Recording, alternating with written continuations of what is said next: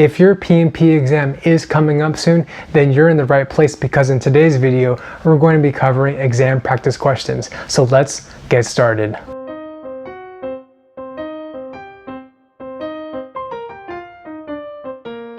Hey everyone, and welcome back to my channel. If you're new here, my name is Alvin, and I'm a project manager who recently passed my PMP exam above target in all areas.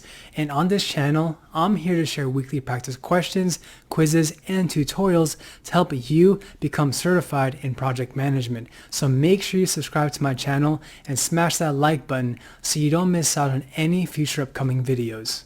Also, don't forget to enroll in my free 5-day Master Your PMP Exam Bootcamp course where we go over the fundamentals of how to pass the PMP exam, how to answer every single question correctly, and mastering the fundamental basics of Agile 101.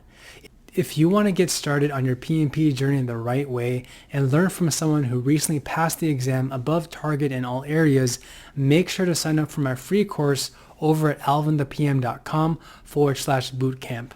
So let's get started today with question 1.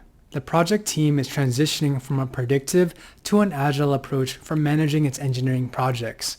The team members don't have any experience with the agile framework. What should the project manager do first? A. Research options to train the team on the agile framework. B.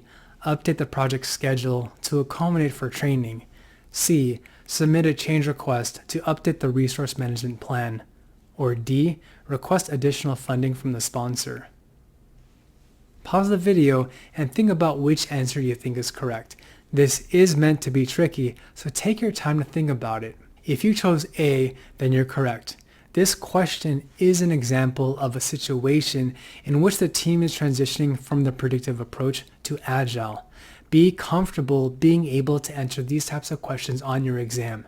If the team does not have experience with agile, what would make the most sense? Remember, you're trying to find the answer choice for what would you do first as a project manager. So make sure to eliminate any kinds of answers which are more likely to occur later or even downstream in the project. The best action for the project manager to take in this scenario would be to make sure that the team has the appropriate training so they can effectively follow the agile framework. Choices B and C can be eliminated because you would not immediately update the schedule or submit a change request to update the resource management plan. What about choice D? Does it make sense to request for more funds from the sponsor right away? No, right? You don't want to necessarily go directly to your sponsor first. So choice D is also incorrect. Remember, and this is advice from my own personal experience, as a project manager following best practices, you should always be proactive and you want to first evaluate potential options for training your team. So therefore, choice A is correct. Question 2. The project manager was monitoring the project's performance and calculated the following metrics. CPI is 0.75 and SPI is 1.3. What is the status of the project? A. Over budget and ahead of schedule. B. Over budget and behind schedule. C. Over budget and on schedule. Or D. Under budget and ahead of schedule. This question is asking you to find the answer which best describes the project status. Since CPI is less than 0, it means that we're over budget. And since SPI is greater than 1, this means that we are ahead of schedule. Therefore, the correct answer must be A. As an exam tip, you likely won't be asked to recite and regurgitate the different formulas for earned value analysis. Instead, be able to apply what SPI, or in other words, the Schedule Performance Index, and CPI, the Cost Performance Index, what both of those two mean. Remember, if SPI is less than 1, then we're behind schedule. If SPI is also less than 1, then we're over budget. Question 3. A project that you are leading is using a hybrid approach, a predictive framework for managing the development of the requirements, and an agile approach for a subset of other requirements. The team is already behind schedule as the assigned product owner has not held a sprint planning session and the development team is working on random tasks. As a project manager, what should you do to prevent this issue from reoccurring? A. Hold a sprint planning session for the product owner. B.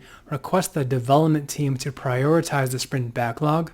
C. Assign a new team member to act as a product owner. Or D. Collaborate with a product owner and provide training to prioritize the product backlog. If you chose D, then you're correct. On your PMP exam, you may see questions which are really long and convoluted. To help you get prepared for this, if you see questions which are really wordy, focus on what exactly is the question asking you. In this case, the question is asking, what should you do to prevent this issue from reoccurring? Which answer best solves the problem that's asked? Which answer best solves the problem and prevents the team members from working on random tasks? Remember, the product owner is the one ultimately responsible for prioritizing the product backlog and making sure that the development team is working on the correct user stories, which have the biggest impact on meeting the user needs. Therefore, to facilitate this, the best answer must be choice D, working with the product owner and training him or her on how to prioritize a product backlog. Let's break down why the other choices are incorrect. Choice A, as a project manager, you never want to do things for other people if it is ultimately the other person's responsibility. Choice B, it is not the team's responsibility to prioritize the sprint backlog. This is the responsibility of the product owner. For choice C, assigning a new team member will not solve the issue at hand. Don't forget that mastery of Agile is key to passing your PMP exam, and I've included an overview and the key fundamental concepts of Agile in my free 5-day Mastery of PMP Exam Bootcamp course, so make sure you sign up using the link down below at alvinthepm.com/bootcamp. And by the way, if you're getting a lot of value out of today's video, and to make sure you don't miss out on any of my future upcoming videos to help you pass your PMP exam, make sure you subscribe to the YouTube channel and smash that like button. Let's move on to question 4. You are the project manager in charge of leading your team to develop a new software mobile application. Unfortunately, your team does not have experience with automation testing, and this represents the biggest risk on your project. You decide to hire an outside consultant to perform all automated testing while your team develops the software application. What risk response strategy did the project manager use? A. Escalate. B. Transfer. C. Mitigate. Or D. Accept. As you go through this, you might have spotted one of the key words in this question, which is risk response strategy. This question is testing your knowledge of risk management, specifically on the different risk response strategies that a project manager can use. Because the project manager hired an outside consultant to take over all aspects of testing on the project, this response strategy is transferring the risk to a consultant. Therefore, the correct answer is B. If you had trouble answering this question, make sure you refresh your knowledge on the different risk responses that you may see on your exam. Question 5. You are a newly assigned project manager to a team of more than 20 stakeholders found in the office and across the entire country. Which of the following is the best communication method to use for engaging your team? A. Email messaging. B. Instant messaging. C. Face-to-face conversations. Or D. Phone call conversations. So if you chose the answer choice C, then you're correct. This question is not meant to be tricky at all, and on your exam, if you see questions that are direct and straight to the point and which seem easy, don't miss these. Don't overthink how to solve these kinds of questions because the answer is right in front of you. These are the easy points, the easy winners that you really want to score correctly so that you can pass your PMP exam. If you understand the best practices of a project manager, you always want to do your best to communicate face-to-face and in person with your team, because this will drive increased engagement and support from everyone that's on the team. So question of the day for you, and leave me a comment down below. How did you score on today's quiz? Rewatch today's video to understand how I applied my own problem-solving mindset to solve each and every one of these questions. And if you can do the same, and if you can apply yourself specifically on what you've learned, then you will pass your exam in no time. And so I hope you gained a lot of value out of today's video. If you want to see more weekly quizzes and tutorials to help you pass your PMP exam, Make sure you subscribe to my channel and smash that like button.